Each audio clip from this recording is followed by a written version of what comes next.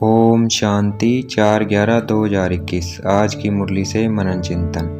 बचपन 3 प्रकार के हैं। एक है लौकिक बचपन, दूसरा है निवृत्ति मार्ग का। कई मनुष्य घर बार छोड़कर जीते जी गुरु के अथवा सन्यासियों के बनते हैं।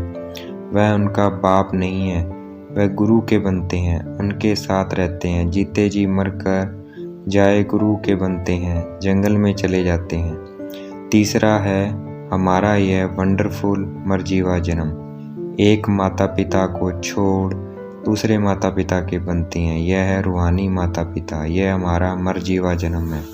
ईश्वरीय गोद में रूहानी जन्म। हमारे से अब रूहानी बाप बात करते हैं। जब गीता पर डिबेट आदि होती है तो पहले ये समझाना है, ब्रह्मा देवताय नमः, विष्णु देवताय नमः, शंकर देवताय नमः और शिव परमात्माय नमः। वह सभी धर्म वालों का बाप है। ब्रह्मा विष्णु शंकर को गॉड फादर नहीं कहेंगे। गॉड फादर एक निराकार बाप को कहते हैं, उसको क्रिएटर भी कहते हैं, पतित पावन भी कहते हैं। परमात्मा हमारा बाप है तो बाप से जरूर वर्षा भी मिलेगा। यह सोचना चाहिए, वेद के बाप से किसको वर्षा मिलता है। शिव बाबा की जयंती भी मनाते हैं। वह पतित पावन रचयिता नॉलेजफुल है तो फिर सर्वव्यापी की बात नहीं रहती। परमात्मा की महिमा गाई जाती है उनके कर्तव्य पर। जो पास्ट कर्तव्य करके जाते हैं उनकी महिमा गाई जाती है। परमात्मा ऊंचे ते ऊंचा बाप है। वह हमें दुखों से लिबरेट करते हैं और सुख देते हैं, इसलिए उनको दुख हरता सुख करता भी कहते हैं। परमात्मा को गाइड भी कहते हैं क्योंकि वह हमें मुक्ति जीवन मुक्ति का नया रास्ता बताते हैं।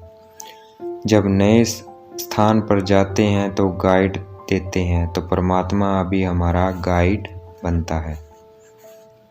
सबका बाप एक है, सर्वशास्त्रमयी शिरोमणि गीता है, वह भगवान की गाई हुई है।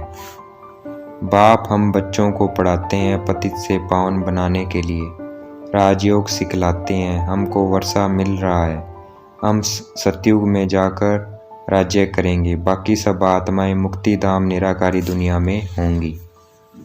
हमें शिव बाबा को भूलना नहीं है, अगर भूलेंगे तो माया की चोट लगेगी।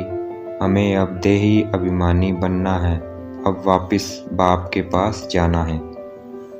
बाप कहते हैं मामेकम याद करो, यह सब खत्म होने वाला है। अब हम वापस जा रहे हैं, नाटक पूरा होता है। नाटक में सभी एक्टर्स हैं, इसलिए किसी में मोह नहीं रखना है। रोने की दरकार नहीं है क्योंकि उस आत्मा ने दूसरा पार्ट बजाना है। बाप ज्ञान का सागर, आनंद का सागर, प्यार का सागर है, तो हमें भी ऐसा बनना है। बाप को फॉलो करना है। हम सबको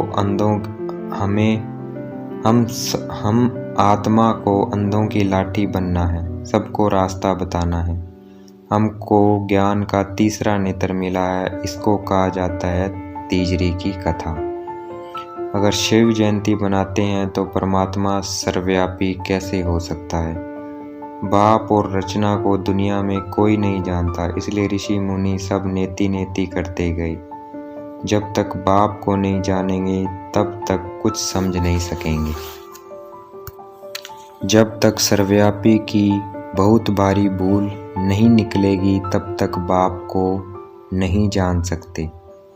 शास्त्रों में लक्ष्मी नारायण को सतयुग में ले गए और लक्ष्मी नारायण का बचपन राधे कृष्ण उनको द्वापर में ले गए। हम आत्माओं का स्वीट साइलेंस होम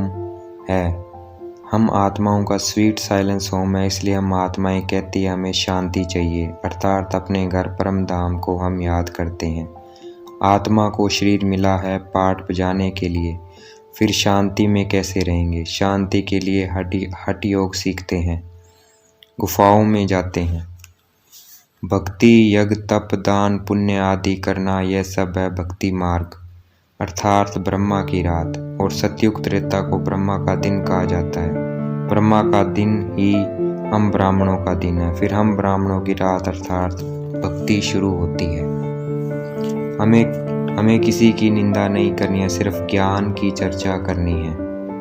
दीपमाला पर माँ लक्ष्मी की पूजा करते हैं, अर्थात लक्ष्मी नारायण की पूजा करते हैं। मनुष्य को यह नहीं पता है कि लक्ष्मी के पास धन कहाँ से आएगा, क्योंकि कमाई करने वाले तो पुरुष होते हैं। जब हम पूज्य देवता होते हैं तब बाप को याद नहीं करते हैं, लेकिन जब पुजारी बनते हैं तब शिव बाबा को याद करते हैं। ऐसी ऐसी बातें हमें आपस में करनी चाहिए, जो कोई सुने तो वंडर खाए। भारतवासी समझते हैं अभी स्वर्ग है, लेकिन स्वर्ग में तो देवी देवताओं का राज्य था। यह तो माया का पॉम्प है। आज की मुरली का वरदान: दिव्य गुणों के आह्वान द्वारा अवगुणों को समाप्त करने वाले दिव्य गुणधारी भव। आज की मुरली का स्लोगन: सरल याद के लिए सरलता का गुण धारण करो, संस्कारों को सरल बनाओ। अच्छा, ओम शांति। शुक्रिया मीठे बाबा, शुक्रिया।